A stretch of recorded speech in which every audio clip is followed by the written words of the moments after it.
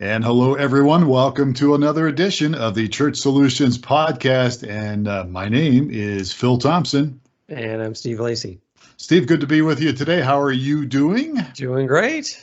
All right. It is an unusually cool day in Tucson. Yeah, is it like 70? I'm not sure it's even The 70. high today was 69, 70. Wow. So yeah, that's unusual. For late May, that is really weird. Yeah. Many times we're in the triple digits by this time, but I don't think anybody's complaining. So, but of course we have friends up in Minnesota and different parts of the world listening to this, and so I'm sure they would be happy to be here in Arizona, at least at this time and temperature. Maybe not in the summer, but. All right, so enough of the weather forecast. This is, folks, the Church Solutions Podcast, and we do this every week, and this is like episode number 2658. And you stopped counting. It's not really. I don't know what it is. It's over 204. 204, I think. Yeah, right? I think that's it. And so we're a tech company, and we work with churches, ministries. If this is your first time listening to us, it's part of what we do. It's a business, but it's also a ministry for us. It's a vision to help churches use technology, and we specialize in streaming video, but we have mobile apps and we have church management stuff, and we also work with volunteers, and we also help pastors and senior pastors and all sorts of different people, because all of us who are on this podcast or who work with our company, we're all involved in churches and been involved in ministry for a long time. So that's kind of the background on what we do here and how we do that. But today we have a special guest, right, Steve? We do. We have a special guest. One of the things that we haven't covered yet, which is how to do audio for live streaming. Yeah, we have, but it was probably 3 or 4 years ago, and we didn't have this guy on. Oh, okay. So who do we have today? Who's our special guest? So we have an old friend of ours, actually. His name is Mark Small, and people obviously, if you're watching the video part of this, you see Mark here in the video. But if you're listening audio, you don't. But Mark and all of us go back to the mid '90s or something, where I first met. I think I met you then, Mark, back then, and maybe I met you before, but. Mark's been around churches and ministries for years, and he does audio. He does audio for a live church, actually in Tucson, Arizona, which is where Steve goes. And Mark has been doing not just stuff, audio and mixing sound, not just for churches, but has helped some bands and been involved behind the scenes in a lot of stuff. He's not just a guy that mixes stuff, but he's also, in some ways, a sound engineer, I guess. He's done a lot of stuff, wiring stuff and setting things up behind the scenes. And it's just a pleasure to have you on here, Mark. How are you today? Oh, I'm doing quite well. Thank you, Phil, and thank you for the introduction. Yes. You're right. I have been involved in churches, and I don't remember when we met. Many years ago. Yeah. And so I think I used to yell when I used to lead music. I think I would stand on the stage and yell at you or something when you were mixing sound. I think that's how we got started. But I do remember that. Yeah. Of course. I remember one of my first experiences with you, Mark. We were climbing in the rafters over the sanctuary trying to put an antenna in because we were going to do a Super Bowl party at the church. Right. Exactly. Many years ago. Yes. Yeah. So. That was illegal, wasn't it? Wasn't that what you guys? I don't know. We're putting antennas up. If it was more than 7 years ago, I'll admit to it. Yeah, it's a while back. Well, the reason we have a lot of fun with Mark, and the reason we have Mark on is because, as Steve said, we're going to talk about mixing audio with streaming video. So we talk a lot about streaming video because that's kind of our forte, but we get a lot of questions about, okay, how do I mix my audio? How does it all work? And so let's just jump in here and just fire some questions off to Mark here. I've got some notes. Steve, you have some notes, but one of the things... Go ahead, Steve. I'll let you. We get a lot of questions, like you said, and we say, well, how hard is it to stream? And they say, well, you just need a camera, an internet connection, and a computer. And they go, well, what about the sound? And we say, well, a lot of churches will just take a feed off the soundboard in the sanctuary and feed it right to the live stream feed.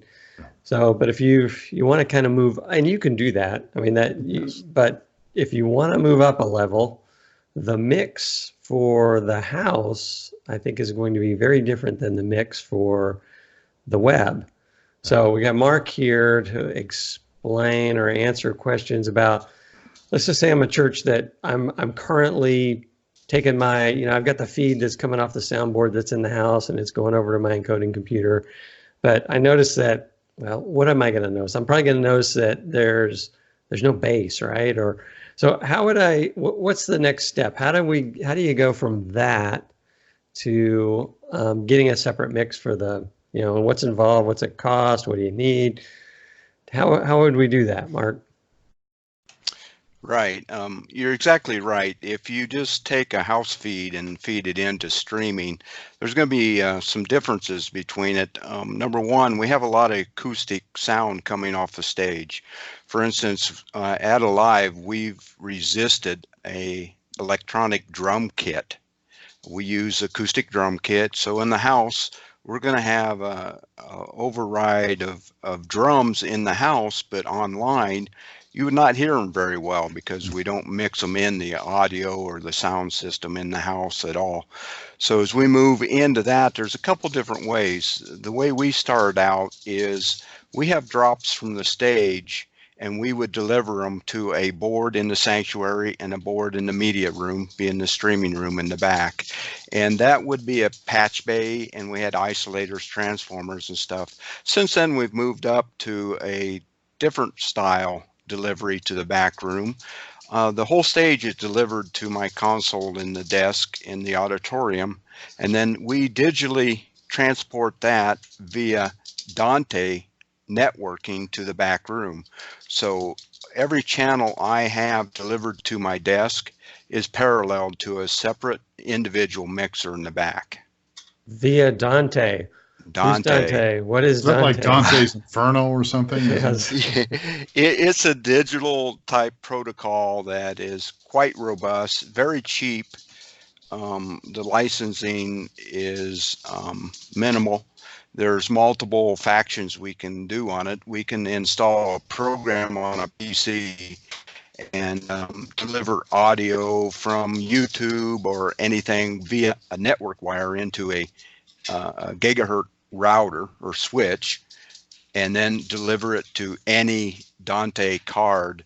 So what we've done in our sanctuary, we're using, of course, we're using X32 Behringer. And I kind of laugh at that because Behringer is probably taking the church market because of the price. It's a great board for the price. We get 32 channels and they're running under $2,000 now, all digitally enhanced and etc. But if we put a Dante card in that, Dante card runs about $350, $400, and then we would drop all the audio right onto the network, and then it can be pulled off anywhere in the network and delivered via network wire, and it will transport all 32 channels from there. And I think it's limited about 512 channels, way beyond the capabilities we'd ever need. And we're a medium-sized church. So let me make sure I understand here. So we're talking this Dante board that goes into the soundboard that's in the house. And then for us, we've got the same board that's mixing for the web. So do you need another Dante board on the receiving end? Correct. And then, okay. And so then you run what, Ethernet between the two? That is correct. Cat 5e being the standard networking wire. Okay. And so I can kind of get a visual for the setup. Before then, we were going directly from the stage, and one set of wires were going to the house sound and another set were going to a different mixer. Is that right? Right. What some churches try to do is a Y cable, which would be a connecting both of them to the same input. Sometimes you'll run into problems with that because you'll have ground loops or ground faults. In other words, two grounding areas. Our streaming room is on different set of electrical than our stage and our desk up front. So I had to deal with a lot of grounding issues, because when we built our building, they didn't involve an engineer. So it ended up being what most churches are, thrown together by this piece added together. And that can be disastrous as far as hums and buzzes and all your equipment. So as we would hook equipment together to the back room, I would run through direct inject boxes, or DIs. If you ever hooked up a guitar, you'll know what that is. That would isolate one piece of equipment from another one and help eliminate the buzz. So we stepped from that right into basically a 32 channel DI, which is nothing more than a patch board with transformers in it, which did not pass the ground from one piece of equipment to another. Yeah, so it looked like those old days when people were operators, exactly. unplugging the cable and plugging the cable in here. It looked like Lily Tomlin or something, plugging and unplugging things. You're showing your age, Phil, but yeah, that would be a great example of that. And what it does is it isolates each set of equipment from the other ones, so we don't have ground buzzes and stuff like that. Okay, but our setup right now, as you explained it to us, we've got another sound guy, another guy driving the sound for the web, and he's not going to benefit from the mix in the house, right? Or is he? Will he change the mix that comes from the house, or does he mix from scratch for the web?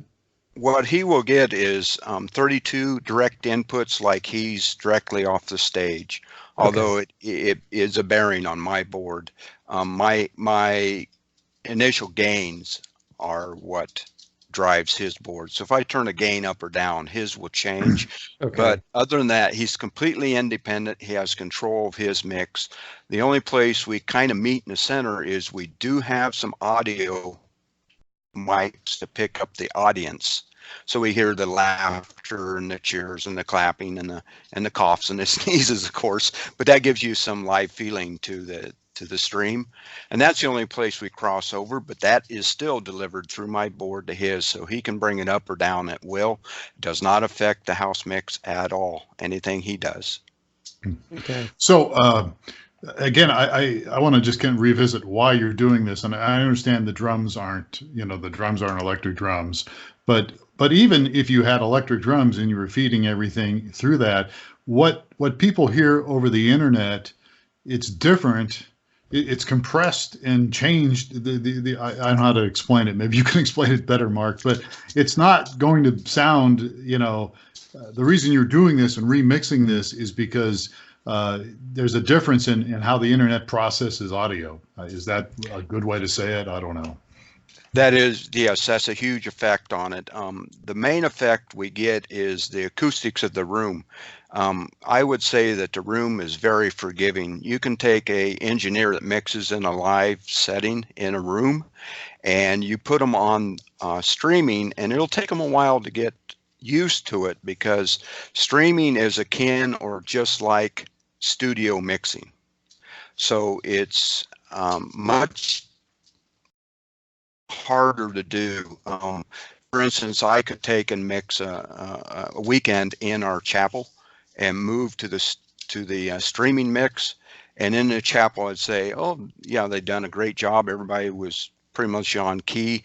Once you go into the streaming world, you'll hear that there was some people off key and some things you need to change. Pitch, yeah, exactly. You need to change it a little bit. It's just like going from live setting to a studio. Going to studio, you will hear everything. Yeah, interesting. That's a good analogy. Yeah, I like that. That's good. And in fact, as the years I've run sound, I'll get a artist that says, "Oh, I want a recording of myself and I want to listen to myself," and I have to tell them, this can be brutal. This is not what it's going to sound like in the house. It is much different. It is true. You're going to hear things you don't hear in the house because they are covered up by the acoustics of the room and the drum mix overriding and the bass is, it's in our houses today, we're bass heavy on everything. Everybody wants to hear the thump and that covers up a lot of the mistakes the voices are going to make. So it's true. So what is it? I think we typically get guys that have used to mixing for the house and put them on the web board, right? Is there a skill set that carries over, or Do you need, it sounds to me like you need the more senior person. You should be back there on the web, sounds like, if the house is more forgiving. Mark always was the best guy. I mean, I remember when I was on staff, I mean, kudos to you, Mark. You were always, I think, the best guy at mixing the web, mixing the church online, the streaming deal. We always felt that way. Okay, well, thank you, Phil. Yeah, a lot of the skills travel over. You just need a more critical ear and experience. It just takes some experience, and that takes reviewing the files after you've done them, the recording. Another thing you'll notice too is we do have outputs on the board. So I have a set of monitor speakers there, and I can listen to those. They're probably what I call medium range monitor speakers. Compared to a house setup, they're probably upper end until you get into the very expensive. I mean, there's houses that have thousands of dollars in audio, but so we mix on the studio monitors, but the way that translates into the web, we also listen to the web, because you can make a change on the board and think, oh, that really sounded good, and then go to the web mix and listen to it and go, well, that didn't actually end up the way I thought it was supposed to. Yeah, so people are going to be listening on a variety of devices, right? Some are going to be on their phones, some are going to be on tablets, some are going to be on computers, some are going to have some really good speakers, and some are going to have some really crummy speakers. So how do you address that? I know that when you talk about a switch between the web and the board, you're actually listening to the web through a computer, or how's that work? Right. We have a computer setting there next to it, and we switch back and forth. He can pull the sound right off the desk, which would be the mix going into the encoder. And then we have a PC setting next to it that's running the streaming site. And then we switch over to that, and we can listen through the same set of speakers, but now we're listening to the house. And that can be problematic in itself because it's 45 seconds behind. All right. That's right. If I get a sound guy listening and concentrating on the web, he might miss a cue when somebody steps up to speak or something like that. So that has also been a concern, and it's happened quite often. It's even happened to me because I'll be listening to the streaming. It's 45 seconds behind. I'm going, well, I got half a minute before this song ends, and I look and the live streaming, there's somebody standing on stage with a muted mic. Of course, it's only muted on the web, but it is a mistake you can make. And comparing the two, yes, I can listen to it on an iPhone, say the music mix is most critical, and say, well, there isn't quite enough bass in it. And then I go to the other speakers and I go, well, the bass is almost overdriven or too much. So that's where experience comes into play. You need to listen to those files every week on two different devices. One with lots of bass capacity and the other one with an iPhone or something like that. Okay. So you talk about recording. You're recording the file that's coming out. So one thing I wanted to jump in here, you talked about the delay. So you actually listen to it on the web. The broadcast is 30 to 60 seconds behind. We can kind of thank Apple for that, actually, because we used to have a system that was only 8 seconds behind, but it was primarily a flash-based video delivery, and so the delay was much less. But the standard that Apple promoted is the de facto standard now, and they're inherent in it's got to be at least 30 to 60 seconds behind, just by the way that technology works. So we can thank Apple for that. So makes your life tougher. Fortunately, it's only that far behind. So right. So as we have a bunch of different devices, is there one that you try to, or do you let's say I've got my iPhone mix. You just talked about it. My iPhone and the web. Do I try to split the difference, or do I try to optimize for one, or what's the best practice there? It's kind of an ongoing discussion always at church, which one we're mixing to, because who has the most watt out there. So we try to hit a happy medium, and that's pretty hard to do. because you also have people on iPhone that are listening on a headset, and that changes everything there. Oh, that's true. Yeah. Mm-hmm. So, that's right. So we talked about, our setup, which you obviously have the most experience with.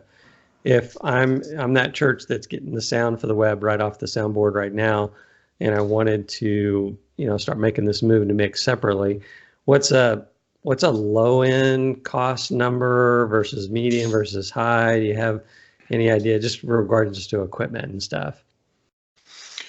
Well, we would need a second soundboard, and of course those can run anywhere from a couple hundred to a fully equipped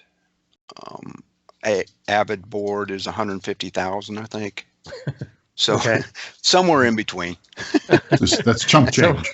Somewhere between $100 and $150,000. Yeah, like I said, most churches have landed on the X32, a very good board for the price, and that's $2,000 for a new one. Okay. What if you let me ask you this, Mark? Like there's a lot of these couple $100 three-channel mixers, those little ones. I think I stole one from Mike Gray, and I still have it, and that's what we use around here. If you took a feed coming out of your soundboard, and you put a feed into that with 2 or 3 channels, I mean, that would be better than a sharp stick in the eye, right? You could maybe dial it in a little better. Absolutely.